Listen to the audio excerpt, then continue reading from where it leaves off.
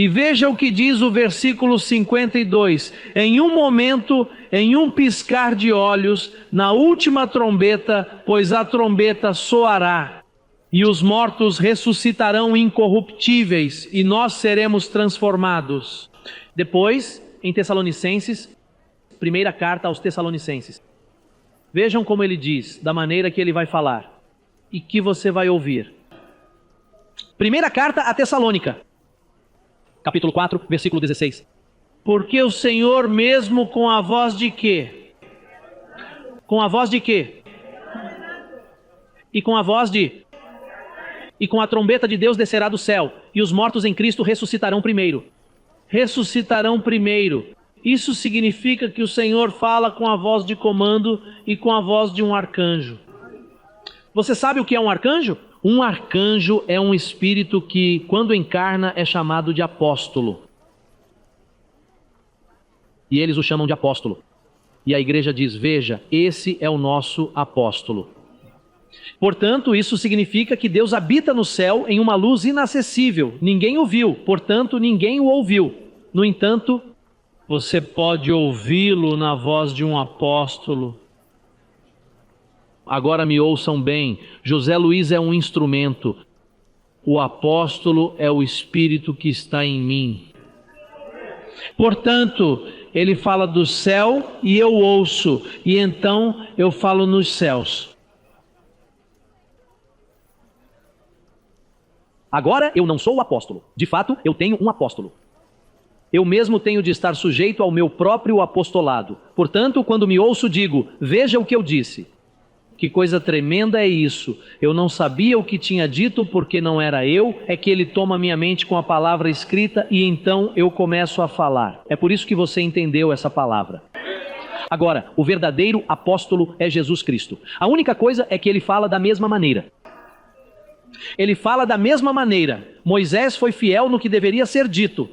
Eu tenho sido fiel no que deve ser dito do novo pacto. Nesse aspecto, sou um apóstolo. Mas imagine que você coloque seus olhos em mim e cairá. Porque você não pode fixar seus olhos em mim. Porque eu sou um ser humano com erros e Deus só escolhe seres humanos com debilidades e erros. E Ele faz isso de propósito. E se você colocar seus olhos nessa carne, você sabe que Deus vai encontrar uma maneira de eu decepcioná-lo. Me prejudica se você colocar os olhos em mim. Você não pode colocar seus olhos em mim, abençoado, porque estou no mesmo barco em que você está. Veja, quando você me aplaude, grita e me cumprimenta, eu recebo isso com muito amor, mas eu digo, Senhor, você sabe que isso é para você. Porque o que esse pedaço de carne vai receber?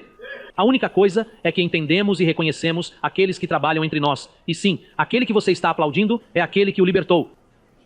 Que é o verdadeiro apóstolo que habita na luz inacessível que fala através de mim.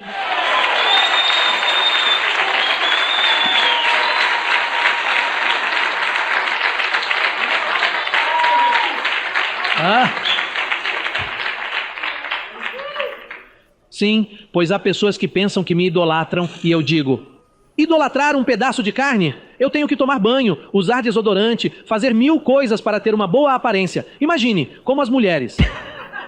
Como você pode idolatrar um pedaço de carne? Aí aqueles que não entendem lá fora dizem, muchacho, a esse homem precisa que lhe beijem o anel. Se beijarem minha aliança, podem danificá-la, você sabe. Mas esses são os que não nos conhecem. Mas vocês que estão aqui, vocês entendem, não entendem? Entendem que somos carne aqui. Naturalmente vocês me amam, me respeitam. Vocês são agradecidos a mim porque ninguém jamais comunicou uma mensagem como essa até esses últimos dias. Ah, e eu falo com voz de comando, com voz de arcanjo, com trombeta de Deus. E vocês entenderam, e 22 nações entenderam porque perceberam.